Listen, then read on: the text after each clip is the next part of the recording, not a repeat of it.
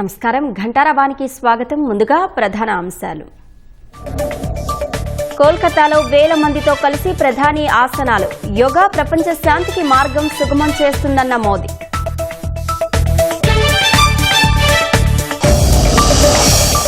విజయవాడలో బాబా రామ్దేవ్తో కలిసి యోగా చేసిన సీఎం. రోజు అరగంట సేపు ఆసనాలు వేయాలని ప్రజలకు పిలుపు.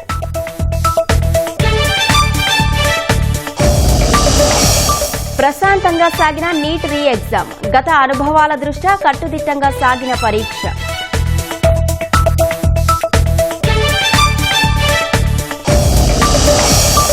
సాయి కృష్ణ అదృశ్య ఘటనపై సిట్ ఏర్పాటు చేసిన ప్రభుత్వం. సస్పెండ్ అయిన కృష్ణలంక సీఐ నాగరాజును ప్రశ్నించిన పోలీసులు.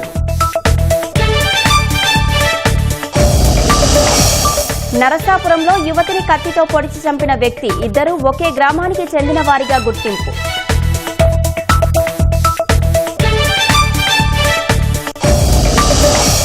తమిళనాడులో సీ ఫుడ్ ప్రాసెసింగ్ యూనిట్లో అమోనియా లీకేజ్. 7 దుర్మరణం, 60 మందికి అస్వస్థత.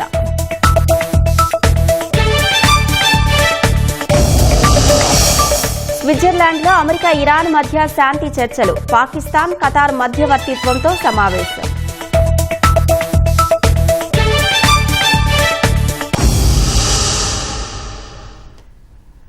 యోగా వ్యక్తిగత ఆరోగ్యాన్ని పెంపొందించడమే కాకుండా ప్రపంచ శాంతికి మార్గం సుగమం చేయడానికి ఉత్ప్రేరకంగా పనిచేస్తుందని ప్రధాని తెలిపారు. ప్రపంచవ్యాప్తంగా అనేక సంక్షోభాలు, భౌగోళిక రాజకీయ ఉద్రిక్తతల నేపథ్యంలో ఈ వ్యాఖ్యలు చేశారు. అందువల్ల యోగాను జీవితంలో ఒక భాగంగా మార్చుకోవాలని ప్రజలకు పిలుపునిచ్చారు. 100 రోజుల ఆన్లైన్ యోగా తరగతుల ద్వారా యోగా 365 నినాదాన్ని తమ ప్రభుత్వం ప్రాచుర్యంలోకి తెచ్చినట్లు ప్రధాని తెలిపారు. యోగా ప్రపంచంలోనే అతిపెద్ద సామూహిక ఉత్సవంగా మారిందని ప్రధాని నరేంద్ర మోదీ తెలిపారు. 1 సంవత్సరంలో జూన్ 21 సుదీర్ఘమైన రోజు అని చెప్పారు.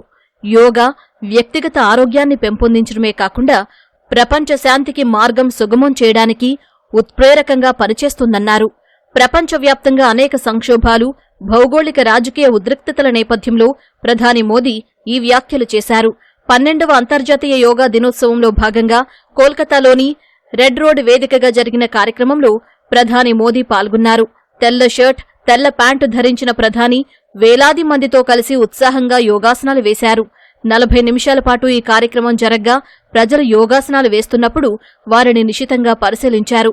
సరైన భంగిమలో యోగాసనాలు వేయలేని వారికి ప్రధాని మోదీ సాయం అందించారు. సామూహిక యోగా ప్రదర్శనలో సీనియర్ సిటిజన్లు, విద్యార్థులతో సహా అన్ని వయసుల వారు పాల్గొన్నారు. 21 जून का ये दिन पृथ्वी के कुछ भूभाग पर साल में सबसे लंबी अवधि का दिन होता है और अंतर्राष्ट्रीय योग दिवस के कारण 21 जून का ये दिन विश्व के सबसे बड़े सामूहिक उत्सव का दिन भी बन गया है. विश्व के अलग अलग हिस्सों से योग की एक से एक अद्भुत तस्वीरें आ रही हैं. भारत में हिमालय से लेकर हिंद महासागर तक, पूर्वोत्तर और पूरब में बंगाल से लेकर पश्चिम में सौराष्ट्र तक पूरा देश योग की ऊर्जा से, चैतन्य से भरा हुआ नजर आ रहा है.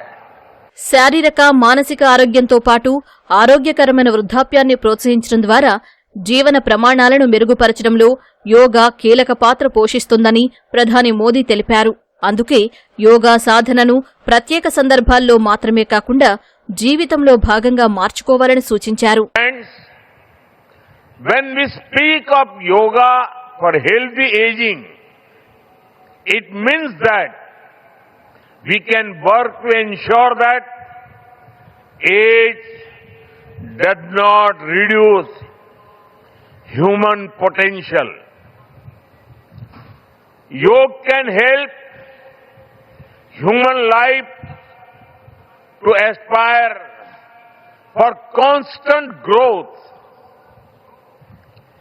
Our target must be to be more flexible at 40 than we were at 20. Our target must be to be more energetic at 50 than we were at 30. Our target must be to be more resistant to lifestyle disease at 70 than we were at 50. This is where yoga can help us. It helps us tune our bodies to be flexible. It keeps our energy level high. It also helps us maintain a calm, stress-free life and help to keep lifestyle disease away. Moreover, with regular practice, yoga teaches us to remain lifelong learners of our own bodies and minds.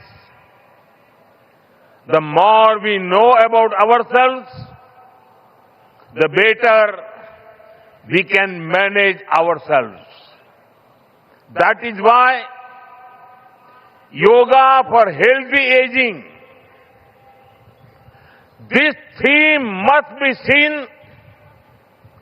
as one for people of all ages, not just for the elderly.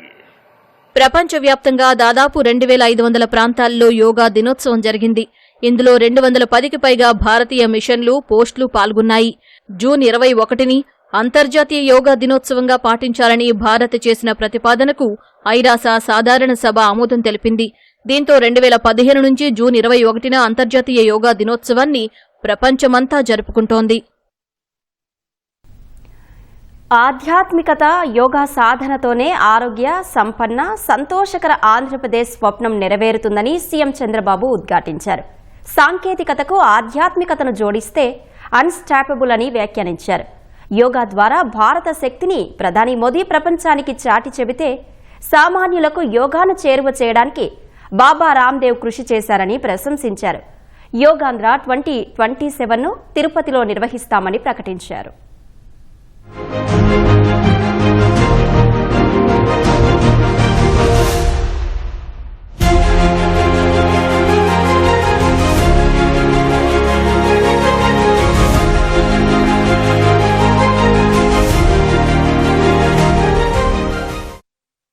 పన్నెండవ అంతర్జాతీయ యోగా దినోత్సవాన్ని పురస్కరించుకుని రాష్ట్ర ప్రభుత్వం ఆధ్వర్యంలో యోగాంధ్ర కార్యక్రమాన్ని ఘనంగా నిర్వహించారు. విజయవాడ ఇందిరాగాంధీ మున్సిపల్ మైదానంలో యోగా గురువు రామ్దేవ్ బాబాతో కలిసి ముఖ్యమంత్రి చంద్రబాబు ఆసనాలు వేశారు. కేంద్ర మంత్రులు రామ్మోహన్ నాయుడు, శ్రీనివాస్ వర్మ, మంత్రులు లోకేష్, సత్యకుమార్, అచ్చెన్నాయుడు, సవిత, కందుల దుర్గేష్, యోగా నేచురోపతి సలహాదారు మంతెన సత్యనారాయణరాజు యోగాంధ్ర కార్యక్రమంలో పాల్గొన్నారు. వేల మంది ఔత్సాహికులు యోగా సాధన చేశారు. బాబా రామ్దేవ్ వారందరితో అనులోమ, విలోమ పద్ధతిలో ప్రాణాయామం చేయించారు. వెంకటేశ్వర సుప్రభాతం, గోవింద నామస్మరణతో చేసిన యోగా ఆకట్టుకుంది. వేదికపై బాబా రామ్దేవ్, సీఎం చంద్రబాబు, మంత్రి లోకేష్తో యోగాసనాలు చేయించారు. కొన్ని క్లిష్టమైన ఆసనాలను సునాయాసంగా వేసి చంద్రబాబు ఔరా అనిపించారు. లోకేష్తో బాబా ఆసనాలు చేయించిన దృశ్యాలు ప్రత్యేక ఆకర్షణగా నిలిచాయి. This is very important. Anuloma Viloma. All divine souls practice the Anuloma Viloma and our young yogis are practicing advanced yoga on stage. Shri Srinivas Govind Shri Venkatesh Govind भक्तवत्सला Govind Bhagavat प्रिय गोविंद गोविंद हरि गोविंद वेंकटरमण गोविंद गोविंद हरि गोविंद Venkataramana Govinda. नित्य निर्मला गोविंद नीलमेघ श्याम गोविंद पुराण पुरुष गोविंद पुंडरीकाक्ष गोविंद गोविंद हरि गोविंद वेंकटरमण गोविंद ఆధ్యాత్మిక ఆంధ్రప్రదేశ్ సాధనకు కృషి చేద్దామని సీఎం చంద్రబాబు పిలుపునిచ్చారు. ఇంటింటికి యోగా, సంపూర్ణ ఆరోగ్యమే లక్ష్యంగా ప్రభుత్వం కృషి చేస్తోందన్నారు. స్వర్ణగ్రామ, స్వర్ణ వార్డు కార్యాలయాల్లో యోగా మందిరాలు నిర్మిస్తామని ప్రకటించారు. యోగాంధ్ర కోసం ప్రత్యేక పోర్టల్ ఏర్పాటు చేస్తామన్నారు. యోగా కార్యక్రమాల పర్యవేక్షణ కోసం జిల్లా, మండల స్థాయి అధికారులను నియమిస్తామని చెప్పారు. ఆగస్టు 15 నుంచి రాష్ట్ర వ్యాప్తంగా సంజీవని పథకాన్ని అమలు చేస్తామన్న సీఎం అందులో యోగా, ప్రాణాయామాన్ని చేరుస్తామని తెలిపారు. యోగాతో తాను ఒత్తిళ్లను అధిగమిస్తానని చెప్పిన సీఎం రోజూ అరగంట యోగా చేయాలని ప్రజలకు పిలుపునిచ్చారు. రోజూ యోగా, ప్రాణాయామం చేస్తే ఆసుపత్రికి వెళ్లే అవసరం లేకుండా జీవించొచ్చని తెలిపారు. ఒత్తిడి, మానసిక ఆందోళన తగ్గించేది యోగా. శారీరకంగా, మానసికంగా స్ట్రాంగ్ చేసేది యోగా. శరీరాన్ని, మనసును అనుసంధానించే శక్తి ఒక్క యోగాకే ఉంది. Gym, exercise, walking, cycling, swimming, sports ఇవి ఫిజికల్ ఫిట్నెస్ ను పెంచుతాయి. కానీ ఫిజికల్ గా, మెంటల్ గా ఫిట్ గా ఉంచే ఏకైక సాధనం యోగా అని మరొకసారి మీ అందరికీ విజ్ఞప్తి చేస్తున్నాను. ఈసారి ఇంటర్నేషనల్ యోగా డే 2026ను విజయవాడలో నిర్వహిస్తున్నాం. రాబోయే రోజుల్లో, రాబోయే సంవత్సరం 27 yoga day, international yoga day కలియుగ దేవుడు వెంకటేశ్వరి సన్నిధి తిరుపతిలో నిర్వహిద్దాం. యోగాని, ప్రాణాయామాన్ని, మెడిటేషన్ ని మన స్కూల్స్ లో కూడా సిలబస్ తీసుకొస్తాం. అదే మరి దేశంలో ఉండే వాళ్ళందరికీ విజ్ఞప్తి చేస్తున్నాను. 22 ప్రముఖమైన సంస్థలున్నాయి. బాబా రామ్దేవ్ గారిని పిలవాలి. ప్రధానమంత్రి గారి తర్వాత ఎవరు ఈ కార్యక్రమాన్ని ప్రమోట్ చేస్తారని ఆలోచిస్తే నాకు గుర్తొచ్చిన ఏకైక వ్యక్తి బాబా రామ్దేవ్ గారని చెప్పి మీకు తెలియజేస్తున్నా. ఆరోగ్యానికంటే మించిందే లేదు. రోజుకొక అర్ధ గంట, గంట యోగా చేయండి, మెడిటేషన్ చేయండి, ప్రాణాయామం చేయండి. యోగాంధ్రలో భాగంగా రాష్ట్ర వ్యాప్తంగా మొత్తం 1,07,00,000 మంది పౌరులు, 2.5 లక్షల మంది శిక్షకులు యోగాలో పాల్గొన్నారు. దీనికి గాను 2 వరల్డ్ బుక్ ఆఫ్ రికార్డ్స్ దక్కాయి.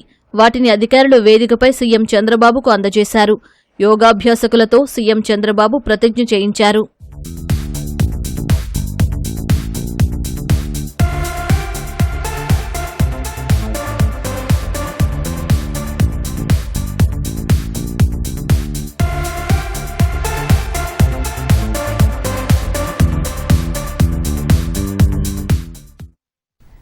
దేశవ్యాప్తంగా పటిష్ట భద్రతా ఏర్పాట్ల మధ్య నిర్వహించిన నీట్ యూజీ రీ ఎగ్జామ్ ప్రశాంతంగా పూర్తి అయ్యింది. దేశవ్యాప్తంగా 551 నగరాల్లో 5,440 పరీక్ష కేంద్రాల్లో పరీక్ష జరిగింది. విదేశాల్లోని 14 సెంటర్లలో నిర్వహించారు. సాధారణ అభ్యర్థులకు మధ్యాహ్నం 2 గంటల నుంచి సాయంత్రం 5 గంటల 15 నిమిషాల వరకు పరీక్ష జరగగా, దివ్యాంగులకు సాయంత్రం 6 గంటల 20 నిమిషాల వరకు పరీక్ష నిర్వహించారు. మే 3న నిర్వహించిన నీట్ యూజీ పరీక్ష పేపర్ లీక్ అయింది. దీంతో ఎన్టీఏ ఆ పరీక్షను రద్దు చేసి ఇవాళ మళ్లీ నిర్వహించింది. గత అనుభవాలను దృష్టిలో ఉంచుకొని పరీక్ష సజావుగా సాగేందుకు జాతీయ పరీక్షల సంస్థ ఎన్టీఏ భారీ ఏర్పాట్లు చేసింది. 138,000కు పైగా సీసీ కెమెరాలు, 51,000కు పైగా జామర్లను ఏర్పాటు చేసింది. కేంద్ర విద్యాశాఖ మంత్రి ధర్మేంద్ర ప్రధాన్ ఢిల్లీ ఓఖ్లాలోని ఎన్టీఏ ప్రధాన కార్యాలయంలో ఉండి పరీక్షా నిర్వహణపై నిరంతరం సమీక్ష జరిపారు. కోల్కతా నుంచి ఢిల్లీ ఐజీఐ విమానాశ్రయానికి మధ్యాహ్నం 1 గంటకు వచ్చిన ప్రధాని తన వల్ల నీట్ రాసే విద్యార్థులకు ఇబ్బంది కలగకూడదని నేరుగా ఇంటికి వెళ్లకుండా చాలా సమయం విమానాశ్రయంలోనే ఉండిపోయారు. రాష్ట్రంలో నీట్ రీ ఎగ్జామ్ ప్రశాంతంగా ముగిసింది. గత అనుభవాలను దృష్టిలో పెట్టుకుని అవకతవకలకు తావు లేకుండా నీట్ను నిర్వహించారు. సీసీటీవీ నిఘా, జీపీఎస్ వాహనాలు, ఆధార్, బయోమెట్రిక్ వెరిఫికేషన్ను తప్పనిసరి పాటించారు. పోలీసుల భద్రతా నడుమ విద్యార్థులను క్షుణ్ణంగా తనిఖీ చేసిన తర్వాత అభ్యర్థులను పరీక్షా హాల్లోకి అనుమతించారు. అదే సమయంలో కొందరు సమయానికి రాకపోవడంతో పరీక్ష రాసే అవకాశాన్ని కోల్పోయారు. రాష్ట్ర వ్యాప్తంగా 27 పట్టణాల్లోని 185 కేంద్రాల్లో నీట్ రీ ఎగ్జామ్ నిర్వహించారు. 65,000 మందికి పైగా అభ్యర్థులు పరీక్షకు హాజరయ్యారు. విజయవాడలో అత్యధికంగా 31 కేంద్రాల్లో నీట్ రీ ఎగ్జామ్ జరిగింది. విశాఖలో 18, కర్నూలులో 16, గుంటూరులో 14, కాకినాడలో 11, తిరుపతి, రాజమహేంద్రవరం, నెల్లూరులో 9 చొప్పున పరీక్షా కేంద్రాలు ఏర్పాటు చేశారు. కడపలో 8, అనంతపురంలో 7, విజయనగరం, ఒంగోలు, ఏలూరులో 6 చొప్పున నీటి కేంద్రాల్లో పరీక్ష ప్రశాంతంగా జరిగింది.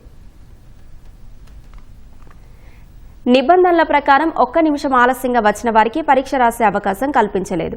పల్నాడు జిల్లా నరసరావుపేట ఎస్ఎస్ఎన్ కళాశాల సెంటర్కు వినుకొండ మండలం నన్నేపల్లి తండాకు చెందిన రమావత్ కావేరీభాయ్ 5 నిమిషాలు ఆలస్యంగా వచ్చారు. అనుమతించండంటూ విద్యార్థిని తండ్రి అధికారులను వేడుకున్నారు. కానీ కుదరదని చెప్పడంతో నిరాశగా వెనుతిరిగారు. కర్నూలు ప్రభుత్వ బాలిక ఉన్నత పాఠశాల బి క్యాంపు కేంద్రానికి 10 నిమిషాలు లేటుగా వచ్చిన 4 విద్యార్థులకు పరీక్ష రాసే అవకాశం దొరకలేదు. అనంతపురం జేఎన్టీయూ కళాశాల సెంటర్కు బళ్ళారికి చెందిన ఓ విద్యార్థిని, ధర్మవరం ప్రాంతానికి చెందిన మరో విద్యార్థిని 10 నిమిషాలు ఆలస్యంగా చేరుకున్నారు. అధికారులు వారిని అనుమతించలేదు. అదే సమయంలో పరీక్షా కేంద్రం పరిశీలించి వెళ్తున్న కలెక్టర్ ఆనంద్ను విద్యార్థినులు, వారి తల్లిదండ్రులు ప్రాధేయపడ్డారు. అయితే ఎన్టీఏ నిబంధనల ప్రకారం సాధ్యం కాదని కలెక్టర్ చెప్పారు. పశ్చిమాసియాలో శాంతిని పునరుద్ధరించే లక్ష్యంతో అమెరికా, ఇరాన్ మధ్య స్విట్జర్లాండ్లోని లేక్ ల్యూసెండ్లో చర్చలు జరుగుతున్నాయి.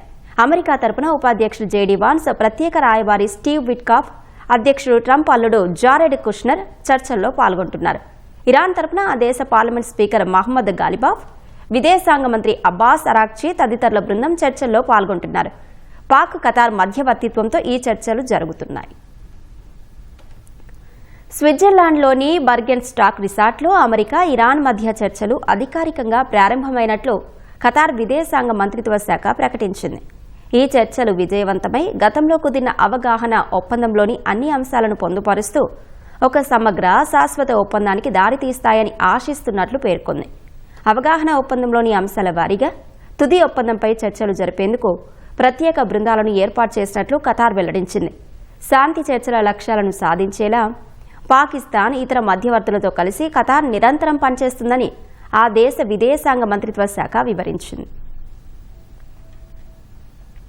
ఇరాన్ ప్రతినిధి బృందంతో చర్చలకు ముందు అమెరికా ఉపాధ్యక్షుడు జేడీ వాన్స్, ప్రత్యేక రాయబారి స్టీవ్ విట్కాఫ్, అధ్యక్షుడు ట్రంప్ అల్లుడు జారెడ్ కుష్నర్ పాక్ బృందంతో సమావేశమయ్యారు.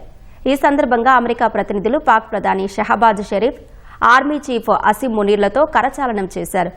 పశ్చిమాసియాలో శాంతి స్థాపనే లక్ష్యంగా అమెరికా, ఇరాన్ మధ్య జరగనున్న చర్చలకు పాక్ ప్రతినిధుల బృందం మధ్యవర్తిత్వం వహిస్తోంది. అమెరికా, ఇరాన్ మధ్య అవగాహన ఒప్పందం అమలును వేగవంతం చేసేందుకు ఇరాన్ ప్రతినిధి బృందం ఖతార్ మధ్యవర్తులతో సమావేశమైంది. ఆ తర్వాత పాక్ ప్రతినిధులతో సంప్రదింపులు జరిపింది. ఈ నెల 18న కుదిరిన ఇస్లామాబాద్ మెమోరాండమ్ ఆఫ్ అండర్స్టాండింగ్పై మళ్లీ సంతకాలు చేసే ప్రసక్తే లేదని ఇరాన్ విదేశాంగ శాఖ అధికార ప్రతినిధి ఇస్మాయిల్ బాఘేయి స్పష్టం చేశారు.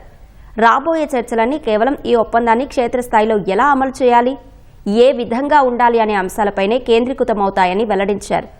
ఇరాన్ విదేశాంగ మంత్రి అబ్బాస్ అరాక్చీతో స్విట్జర్లాండ్ విదేశాంగ మంత్రి ఇగ్నాసియో కాసిస్ సమావేశమయ్యారు.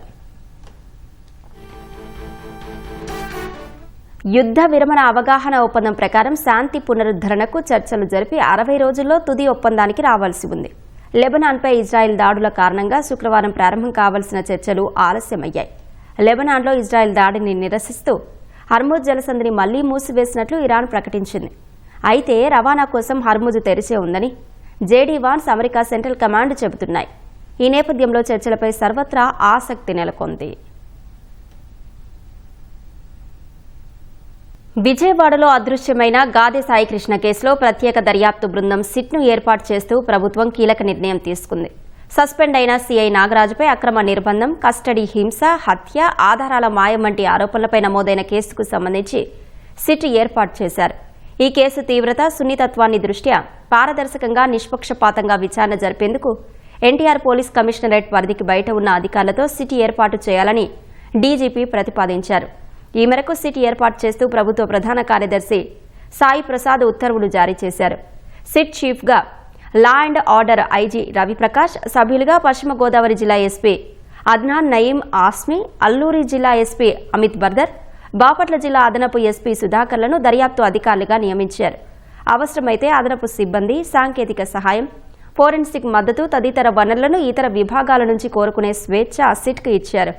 అన్ని శాఖలు, ఫోరెన్సిక్ సంస్థలు, సంబంధిత అధికారులు సిట్కు పూర్తి సహకారం అందించాలని ప్రభుత్వం ఆదేశించింది. కేసు దర్యాప్తును చట్టబద్ధంగా, వేగవంతంగా పూర్తి చేయాలని ఉత్తర్వులు జారీ చేసింది. విజయవాడ కృష్ణలంక ప్రాంతానికి చెందిన సాయి కృష్ణ అదృశ్యం కేసులో సస్పెండ్ అయిన సీఐ నాగరాజు అరెస్టుకు రంగం సిద్ధమైంది. సింగ్ నగర్లోని ఇంట్లో నాగరాజును అధికారులు ప్రశ్నించారు. ఆయన ఇంటి వద్ద భారీగా పోలీసులను మోహరించారు. ఈ కేసులో ఇప్పటికే నాగరాజుపై హత్య, అక్రమ నిర్బంధం సెక్షన్ల కింద కేసు నమోదు చేశారు. సాయి కృష్ణ అదృశ్యం కేసు విచారణ కోసం ఏర్పాటైన ప్రత్యేక దర్యాప్తు బృందం ఇప్పటికే పలువురిని విచారించింది. వారి స్టేట్మెంట్లు నమోదు చేసింది. ఆధారాలు, సీసీ ఫుటేజ్లను పలు ప్రాంతాల నుంచి సేకరించి విశ్లేషించింది. నాగరాజును ఏ క్షణమైనా అరెస్టు చేసే అవకాశం కనిపిస్తోంది.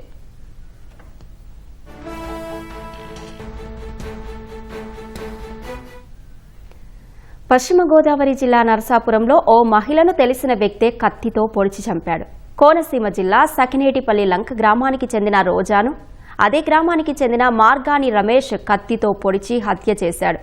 మృతురాలు రోజా సూళ్లూరుపేటలో ఏఎన్ఎం శిక్షణ పూర్తి చేసుకుని ఇంటికి వస్తున్నారు. ఈ క్రమంలో నరసాపురం రైల్వే స్టేషన్లో ఆమె దిగారు. అక్కడి నుంచి సురేష్ అనే వ్యక్తి కారులో బయలుదేరారు. మార్గ మధ్యలో మార్గాని రమేష్ కూడా కారులో ఎక్కినట్లు పోలీసులు తెలిపారు. ఆ తర్వాత పాలకొల్లు రోడ్డులో పెట్రోల్ బంక్ వద్ద కారు ఆపి నీళ్ల బాటిల్ కొనుగోలు చేస్తుండగా ఒక్కసారిగా రమేష్ ఆమెపై దాడికి పాల్పడ్డాడు.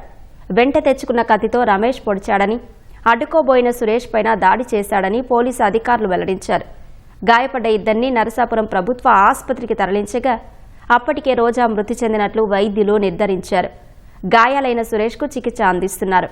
ఈ దాడి ఘటనపై కేసు నమోదు చేసి దర్యాప్తు చేస్తున్నామని పోలీసులు చెప్పారు.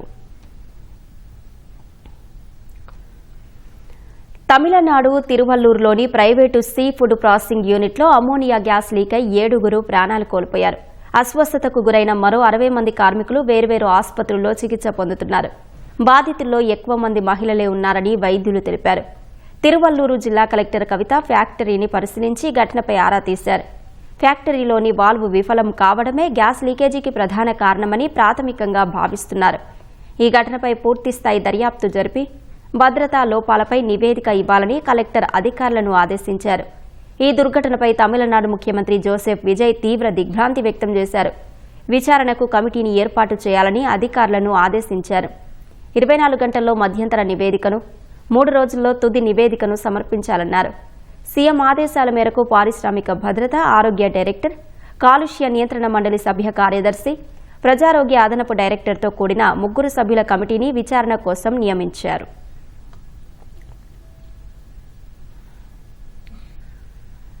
హైదరాబాద్ ఉప్పల్ వేదికగా టీ20 లీగ్ అట్టహాసంగా ఆరంభమైంది. తెలంగాణ ఉప ముఖ్యమంత్రి మల్లు భట్టి విక్రమార్క ముఖ్య అతిథిగా హాజరయ్యారు. సీనియర్ క్రికెటర్ వివిఎస్ లక్ష్మణ్, టీ20 బ్రాండ్ అంబాసిడర్ విజయ్ దేవరకొండ టోర్నీని లాంఛనంగా ప్రారంభించారు. తొలి మ్యాచ్లో పాలమూరు, ఖమ్మం జట్లు తలపడుతున్నాయి.